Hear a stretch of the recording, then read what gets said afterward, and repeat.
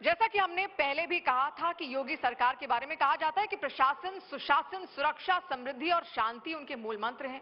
क्या पूर्वी उत्तर प्रदेश योगी सरकार की इन कसौटियों पर खड़ा उतरता है? पिछले कुछ सालों से उत्तर प्रदेश की कानून व्यवस्था की चर्चा पूरे देश में होती है। राज्य के इंफ्रास्ट्रक्चर में भी बड़े परिवर्तन हुए हैं। आखिर इनका क्या असर हुआ है पूर्वी उत्तर प्रदेश पर? जानते हैं हमारे दो खास मेहमानों से।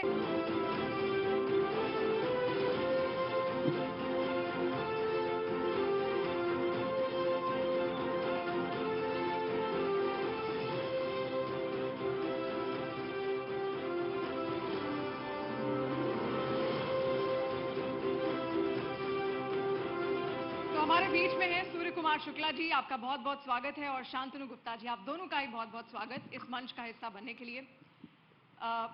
शांतनु जी, बहुत करीब से आपने देखा है सीएम योगी आदित्यनाथ को। क्या खासियत है प्रशासक के तौर पर उनकी, और एक योगी के तौर पर किस तरीके से आप देखते हैं उन्हें?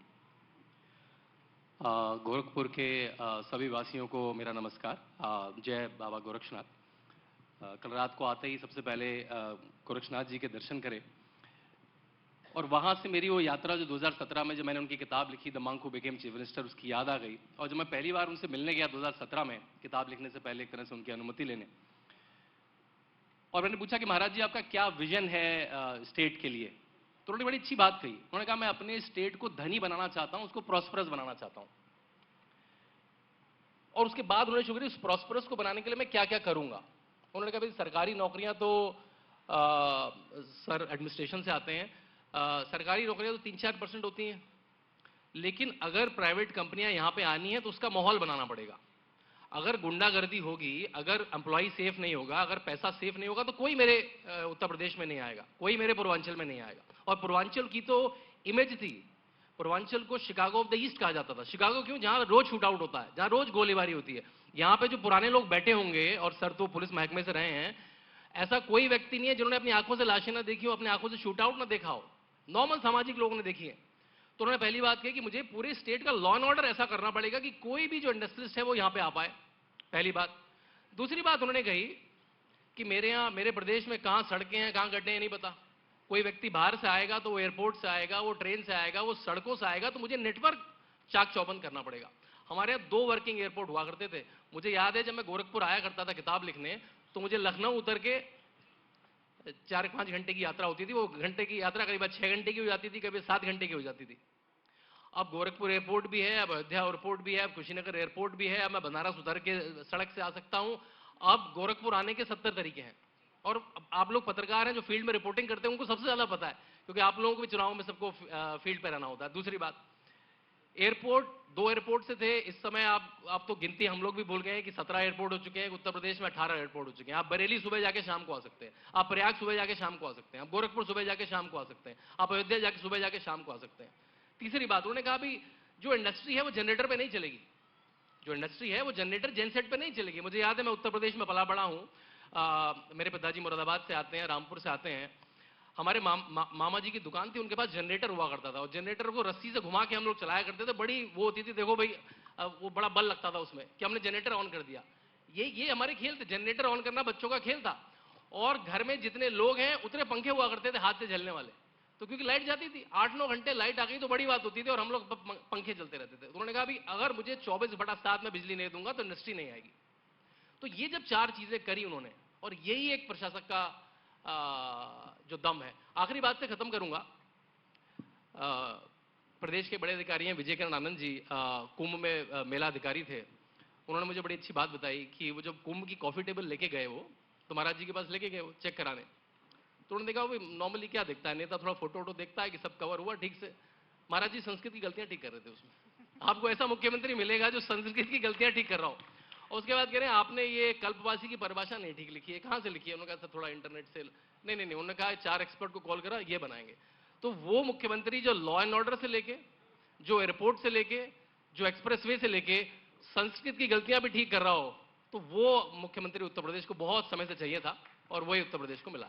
और शांतनु जी, आपने बहुत अच्छी बात कही कि जो बदलाव है, क्योंकि आज हम बदलता पूर्वी उत्तर प्रदेश इस पर चर्चा कर रहे हैं, हमारे कार्यक्रम का भी नाम यही है।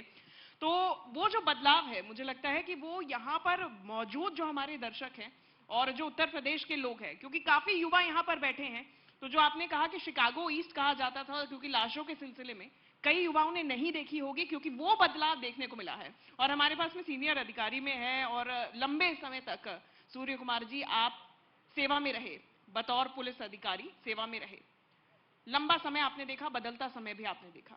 अब वो बदलाव बतौर अधिकारी उस समय के शासन में और आज के शासन में, क्या वो बदलाव आप देखते हैं? इसके पहले कि सर शुरू करें, कल रात को सर डिनर पे मिल गए और सर ने बहुत सारी उत्तर प्रदेश की कहानियां बताई, पता नहीं मंच पे बताएं आज कि हम नहीं उनसे ही बताएंगे। सुनेंगे। मैडम, उत्तर प्रदेश इसके पहले जब यहाँ माननीय योगी जी मुख्यमंत्री बने, उसके पहले अपराधों के लिए बहुत चर्चित रहा करता था। एक कहावत आपने सुनी होगी कि जो सबसे बड़ा नेता था उसकी पहचान ये थी कि कौन थानेदार के थाने में जाकर कह सके कि दरोगा जी आपके पास तो गाड़ियां बहुत हैं, जिसकी चाहोगे ले लोगे, ये वाली गाड़ी जो थाने की है इस पर बैठ के जरा हम एरिया में घूम आए तो हमारा कुछ रुतबा एरिया में बढ़ जाएगा कि हम थानेदार की गाड़ी में घूम रहे हैं। और वो थानेदार की गाड़ी ले करके एरिया में घूम करके आ जाता था ताकि उसका रुतबा बढ़ जाए। अब आप समझ सकती हैं कि जब थानेदार की गाड़ी को अपने राजनीतिक प्रभाव से कोई नेता या कार्यकर्ता ले लेगा और एरिया में घूम आएगा तो उसके खिलाफ कोई बोल पाएगा? वो जहां चाहे वो झंडा गाड़ दे और वो जमीन उसकी हो जाएगी। और मैं ये काल्पनिक बातें नहीं कर रहा हूं, मैं गया था, बकीवर थाना है इटावा में, तो वहां मैं गया बाय द वे, तो मालूम किया तो कहने लगे गाड़ी फलाने कार्यकर्ता जो हैं वो थानेदार साहब की गाड़ी लेके एरिया में जरा रुतबा दिखाने गए हैं। तो ये परिवर्तन क्या होता है कि कौन ज्यादा हनकदार नेता है जो थाने में जाके अपना हनक दिखा के हवालात में बंद मुलजिम को बाहर ले आवे और वापस छुड़ा दे, जय जयकार नेताजी की हो जाए, तो वो प्रभावी नेता मान लिया जाएगा, उसकी जीत पक्की कि थाने के ऊपर एक आदमी है। लेकिन एक इसका दुष्प्रभाव होता है कि जब इस प्रकार के कार्यकर्ता नेता एरिया में आगे बढ़ जाते हैं तो फिर वहां कानून का राज नहीं चलता। फिर वो एक कार्यकर्ता होता है जो अपने गांव भर में जिसकी चाहे उसके जमीन कब्जा कर ले, चाहे जिसकी लड़की को उठा ले जाए, चाहे जिसके यहां लूट करा दे। गुंडे सब शाम को शराब पीने के लिए, जुआ खेलने के लिए उसके यहां बैठ जाते थे। और ये दौर आपने देखा? ये दौर हमने देखा और भारी भीड़ लगती थी। वो भी दौर देखा कि मुजफ्फरनगर में दंगा हो रहा था। हमारे एक जूनियर साथी थे, सुभाष दुबे डीआईजी थे वहां के, तो उन्होंने कहा नहीं, जो दंगा कर रहे हैं उनको गिरफ्तार कर लिया जाए। गुंडे पकड़ के आ गए और थाने में बंद हो गए। उसके बाद एक मंत्री जी का फोन आया कि उनको सबको छोड़ दो। उन्होंने कहा कि सर वो आग लगाए हैं, वो दंगा किए हैं, कराए हैं, लोगों को मारे हैं, उनको ऐसे छोड़ देंगे तो बड़ा खराब संदेश जाएगा। तो उन्होंने कहा नहीं नहीं कुछ नहीं, आप उनको छुड़वा दीजिए, नहीं तो मैं सीधा थाने को फोन करता हूं। और उन्होंने थाने को फोन करके वो मुलजिमों को छुड़ा दिया और डीआईजी के लिए तुरंत ट्रांसफर ऑर्डर का फैक्स पहुंच गया कि डीआईजी साहब सस्पेंड। और तब अब आप बताइए, इस तरह की स्थिति होगी तो क्या कोई दंगा रुकेगा? और फिर उसके बदले में कोई मतलब नहीं, महीनों दंगा चल रहा है। हम लोगों को ट्रेनिंग दी गई थी कि अगर कहीं दंगा होने लगे तो सबसे पहले ही जैसे ही जरा सी घटना हो उसी समय उसको पूरा दबा दिया जाए, अन्यथा वो जब भड़क जाता है, भीड़ इकट्ठा हो जाती है तो फिर गोली चलानी पड़ेगी। इसलिए आज प्रदेश में किसी की हिम्मत नहीं है, कोई बड़ा से बड़ा नेता मंत्री कोई भी हो जो कह दे कि मैं थाने का हवालात से मुलजिम छुड़ा लाऊंगा। आप बता दीजिए, कोई है किसी की हिम्मत? किसी की हिम्मत होगी जो कह दे कि हम थाने का हवालात खोल के मुलजिम को छुड़ा लाएंगे? किसी की नहीं है। और वो देखिए, अपराध, चोरी, रेप, मर्डर, लूट, जो भी 100% कभी इतिहास में बंद नहीं हुए हैं जब से प्रकृति बनी है, क्योंकि ये क्राइम आदमी के दिमाग में पलता है। यानी कि जो क्रिमिनल होता है वो चोरी छिपे योजना बनाता है, घात लगा के क्राइम करता है। तो 100% नहीं रुक सकता, ये नहीं कहा जा सकता कि एक भी घटना नहीं होगी, लेकिन अगर कहीं संरक्षण राजसत्ता का हो जाता है तो फिर क्राइम बहुत बढ़ जाता है। तो जनता की उम्मीद यह है कि अपराधियों को राजसत्ता का संरक्षण न मिले। अगर राजसत्ता का संरक्षण मिलने लगा तो फिर आप क्राइम कंट्रोल नहीं कर सकते। सूर्य जी, जो बात आपने कही, मतलब इसमें सबसे ज्यादा महत्वपूर्ण यह है, अगर किसी भी राज्य की कानून व्यवस्था को आपको ठीक करना है, सुचारू रखना है, मजबूत रखना है, सरकार और कानून का कोऑर्डिनेशन बहुत ज्यादा जरूरी है। आपने तो बहुत सारी सरकारें देखी हैं, लंबा प्रशासनिक अनुभव आपके पास रहा है। किस तरीके से अभी मौजूदा सरकार को आप देख रहे हैं और क्या चुनौतियां पहले की सरकारों में रहती थी? कहां वो कोऑर्डिनेशन लैक होता था, नहीं होता था, या कहां पे दिक्कत आती थी? दिक्कत ये आती थी कि जब आप हाथ उठा के जाएंगे और आप गोंडा में गए, आपने हाथ उठाया, कहा इस जिले के मुनीम मुख्यमंत्री यही होंगे, जो ये कहेंगे वहां ये शासन चलेगा। जिस दिन ये कहेंगे उस दिन एसपी डीएम का बिस्तर बांध करके तुरंत भेज दिया जाएगा, दूसरा डीएम एसपी आ जाएगा। अब आप सोचिए, जिसको आप इस तरह की पावर दे देंगे उसको फिर कितना मन बढ़ जाएगा कि अब इस जिले का राजा मैं हूं। तो पहले के शासन में इस तरह के गुंडों को, अच्छा गुंडे अपराधी बहुत तेज होते हैं, वो तुरंत पहचान जाते हैं। जो पब्लिक को उठा के किडनैप करके व्यापारी को, उसके लड़के को उठा के अपहरण करके फिरौती मांगा करते थे, वो वहीं जा करके नेताजी के यहां मैंने देखा साष्टांग लेटे हुए हैं, पैर पकड़े हुए हैं। तो मुझे बड़ा ताज्जुब हुआ। मैं एक जगह आईजी था इलाहाबाद में, तो देखा कि जिस पर गैंगस्टर एक्ट की कार्रवाई कराकर मैंने उसकी 6 करोड़ की प्रॉपर्टी को अटैच करा दिया है। तो मैं गया लखनऊ मिलने के लिए, तो देखा वही मुख्यमंत्री कार्यालय में बगल में बैठा हुआ है। अब मेरी स्थिति बड़ी असहज, तो मैं थोड़ा रुक गया कि ये निकल जाए, कहीं देखे ना उसके बाद अपनी बात कि मैं यहां पर आया हूं मिलने के लिए। तो बड़ी असहज स्थिति। वो बहरहाल मैं साइड वाले कमरे में थोड़ी देर रुक गया, और वो जब वापस चला गया तब मैं अंदर गया, और तब मुझे लगा कि जिनके बल पर हम शासन चलाते हैं, जनता के चुने हुए मंत्री मुख्यमंत्री, वो स्वयं अगर अपराधी से मिले हुए हैं तो अब कैसे कंट्रोल हो पाएगा? और ये मन में जब ये सवाल हो तो फिर अपना काम करने में भी मुझे लगता है कि एक झिझक होती, एक सवाल होता है मन में कि वो काम किया तो जाए, लेकिन उसका निष्कर्ष क्या निकल कर आए। मैं लौटूंगी क्योंकि शांतनु जी ने यहाँ पे एक किताब लिखी, और किताब लिखी है मुख्यमंत्री योगी आदित्यनाथ के ऊपर, उनके जीवन के ऊपर। ये किताब भी है उनके हाथ में। तो शांतनु जी, ये जो आप किताब जब लिख रहे थे, तो इस किताब में कोई ऐसा किस्सा, कोई ऐसा क्षण आपको लगा हो मुख्यमंत्री योगी आदित्यनाथ जी के जीवन का, जो आपको लगा, या फिर महंत योगी आदित्यनाथ भी मैं कहूं, जो आपको बहुत भावुक किया, जो आपको लगा कि आप खुद उसे देखकर, उसके बारे में सोचकर, सुनकर बहुत भावुक हो गए? देखिए, मेरी किताब के 4 अंग हैं, 4 पार्ट में किताब डिवाइडेड है। एक उनका बचपन, एक उनका युवावस्था, कॉलेज में पढ़ने का समय, एक उनका जो सांसद रहे, 19 साल वो सांसद रहे, 5 बार के सांसद रहे गोरखपुर लोकसभा से, और उनके मुख्यमंत्री का काल। जो मुख्यमंत्री का काल था, जो सांसद का काल था, उसके बारे में तो मुझे बहुत लोगों से बातें करने को मिला।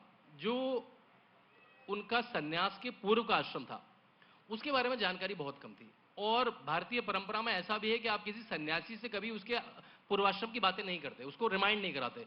और मुझे पहली बार पता लगा कि भारतीय सन्यास में व्यक्ति अपना खुद का पिंडदान करता है।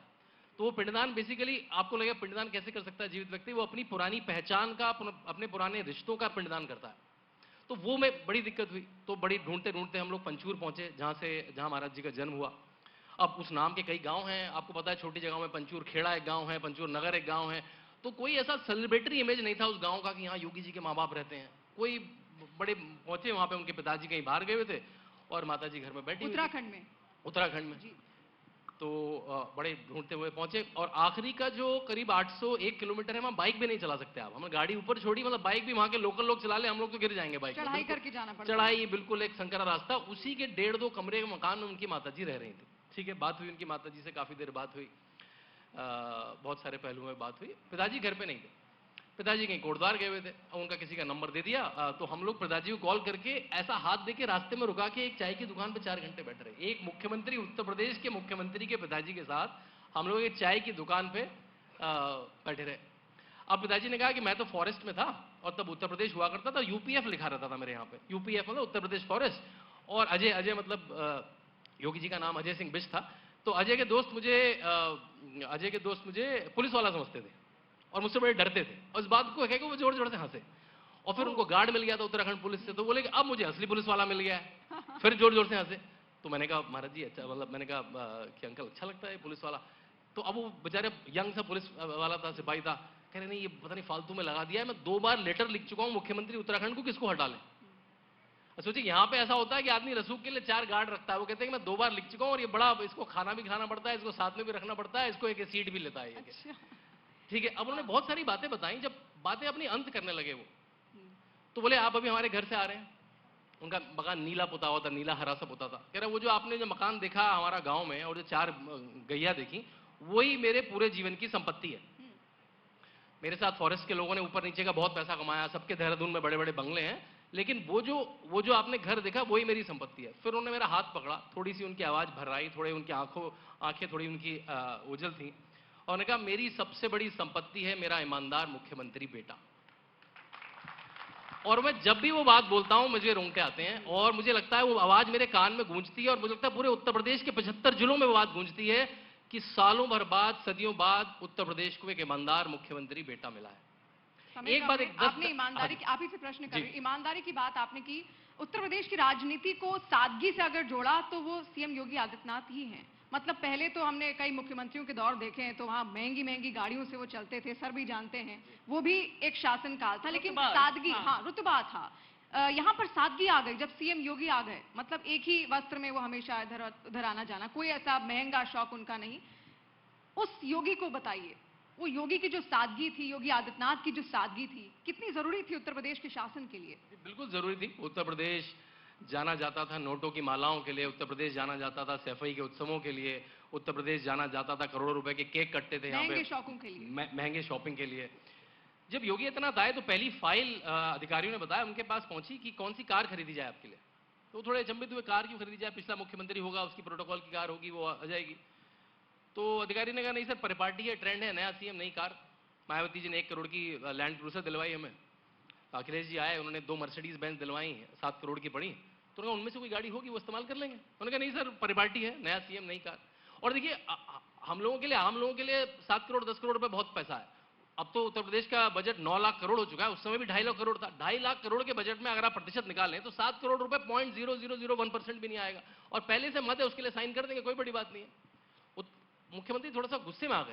उन्होंने कहा भाई ये क्या तरीका है, मैं यहाँ पे अपने लिए कार खरीदना आया हूँ क्या? मैं इसलिए आया हूँ कि मेरे प्रदेश के लोग कार खरीद पाए, मेरे प्रदेश के लोग प्रॉस्परस हो पाए। उन्होंने एक बात बड़ी प्यारी बात कही। उन्होंने कहा अगर आपको खरीदने का बहुत मन भी है, और साथ में मैं मुख्यमंत्री की कुर्सी भी देख रहा हूँ, उन्होंने बिल्कुल ऐसी बात की। उन्होंने कहा आप एक भगवा तौलिया खरीद के लाइए और मेरी कुर्सी पे डाल दीजिए, जिससे मुझे याद रहे भगवा त्याग का रंग है, जिससे मैं त्याग के लिए इस कुर्सी पे आया हूं, कार्य खरीदने इस कुर्सी पे नहीं आया। और शासन में, और ये केवल एक सन्यासी मुख्यमंत्री कर सकता है। और शासन में जिस तरीके के सुधारों की आपने बात की, उसी तरीके से प्रशासन में भी उन्होंने किया। क्योंकि सूर्य कुमार शुक्ला जी, इन्होंने भी पुलिस सुधारों के लिए काफी वक्त तक काम करने का प्रयास किया, लेकिन वो जो प्रयास था वो सफल कब हो पाया और किस तरीके से हो पाया, और क्या अड़चने थी पहले? बिल्कुल, कई ऐसी बातें थी जो बड़े अंतर विरोधों में रहती थी। योगी जी के बारे में पुलिस विभाग में जो चर्चा होती है और जो हुई, कि पहले आपने देखा होगा कि दंगे हो जाते थे और पुलिस पिट जाती थी, फिर उसके बाद जांच ऑर्डर हो जाती थी, न्यायिक इंक्वायरी होगी और कुछ पुलिस वालों को सजा मिल जाएगी। तो उसके कारण पुलिस के लोग कुछ बच के कार्रवाई करते थे कि मौके पर बड़े अधिकारी न जाएं, नहीं तो बाद में सजा मिल जाएगी, कि आपने गोली चलवा दिया, लोग मर गए। तो उसका परिणाम क्या होता था? दंगाइयों का मन बढ़ा रहता था। जब योगी जी प्रशासक हुए तो एक फर्क हुआ कि मुख्यमंत्री जब बने तो उन्होंने कहा कि जो दंगा करते हैं उनका पोस्टर चौराहे पर लगवा दो। तो एक संदेश गया कि अरे लोगों ने विरोध किया, हाईकोर्ट में रिट हो गई कि नहीं चौराहे पर नहीं लगाया जाए, इससे उनका अपमान होता है। तो योगी जी ने ऑर्डिनेंस पास कर दिया कि नहीं ये पोस्टर लगाया जाएगा। दूसरा था जो दंगे में नुकसान होगा उसकी भरपाई दंगाइयों से होगी। तो ये बहुत बड़ा संदेशा था। कानपुर में दंगा हुआ और पहली बार ये लागू हुआ जब लोग दंगा करना भूल गए। रीढ़ की हड्डी तोड़ने का काम, हाँ, रीत से हट करके चलने का काम। और तीसरा जो काम, तो कई पुलिस अधिकारी कहने लगे कि भाई ये बात हम लोगों के ध्यान में क्यों नहीं आई कि हम लोग भी ये घर गिरवा देते अपराधियों का। कुर्की तो पहले भी कराते थे, घर गिरवा देते। और वो नगर विकास अधिनियम की एक धारा थी कि अगर गलत घर बना है, गलत जमीन पे बना है तो गिराया जा सकता है। बस उसका उपयोग करके कानपुर से शुरू हुआ सिलसिला। डर गए लोग। कहते हैं ना कि एक कौवा मार के टांग दिया जाता है तो सारे कौवे भाग जाते हैं खेत से। तो उसी तरह एक घर गिरा, बहुत ज्यादा नहीं गिरे रे, खाली एक घर गिरा और संदेश चला गया पूरे प्रदेश में कि अगर दंगा करोगे तो घर गिरा दिया जाएगा। और अब तो स्थितियां ऐसी हैं कि बाकी प्रदेश भी अब कहीं ना कहीं उस चीज से सीख ले रहे हैं, अनुभव ले रहे हैं और अपने अपने राज्यों में लागू कर रहे हैं, जिससे अपराध भी नियंत्रित हो रहा है। बहुत बड़ा और अच्छा फैसला उनकी ओर से कहीं ना कहीं लिया गया था। बहुत लंबा प्रशासनिक प्रदेश अनुभव नहीं, चला था।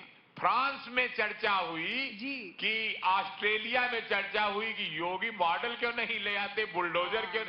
कलकत्ता हाई कोर्ट ने कहा कि अरे नहीं तुमसे संभल रहा है। कलकत्ता में जो रेप की घटना हुई थी पूरा प्रदेश परेशान था कि उन्होंने कहा यूपी से कुछ बुलडोजर मंगा लो। तो एक प्रतीक बन गया था सख्ती का।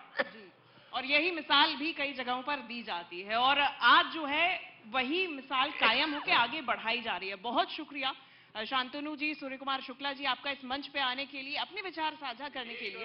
बात जोड़ दूं, बिल्कुल, बिल्कुल। मैं जब डीआईजी यहाँ का था गोरखपुर का जी सन 2000 में, और उसके बाद 2009-10 में जब आईजी बना, तो जो कल बड़ी चर्चा हो रही थी आपसे कि साहबुद्दीन का बड़ा आतंक था देवरिया कुशीनगर सब जगह, गाड़ी उठा ले जाता था, उसके गुंडे उठा ले जाते थे, कहते आधा पैसा दे जाओ और फिर ले जाओ गाड़ी।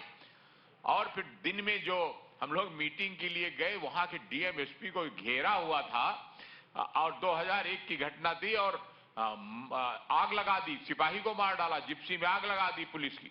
और उसके बाद दिन में 4 घंटे जब गोली हम लोगों से चली, मैं खुद गया था मीटिंग के लिए, और 4 घंटे आमने सामने दिन में गोली चली और 9 शार्प शूटर हम लोगों ने मार दिए और 9 मारे गए और हम लोगों की तरफ बाल बांका भी नहीं हुआ। प्रभु की ऐसी कृपा रही। तो इस एरिया की जब भी यहां आता हूं तो मुझे वो घटना याद आ जाती है कि इस तरह का इकबाल कायम होना चाहिए कि गुंडे बदमाश थर थर कांपे। देखा होगा कहीं आपने गले में तख्ती लटका के कि हम सरेंडर कर रहे हैं, हमको मारना मत। ये ऐसी स्थिति बहुत दिनों बाद आई है। सीएम योगी आदित्यनाथ की बात कर रहे हैं, कुछ ही क्षण में हमारे बीच में होंगे भी और अपने अनुभव साझा करने के लिए शांतनु जी, सूर्या जी, बहुत बहुत धन्यवाद हमारे साथ जुड़ने के लिए, हमें वक्त देने के लिए। शुक्रिया।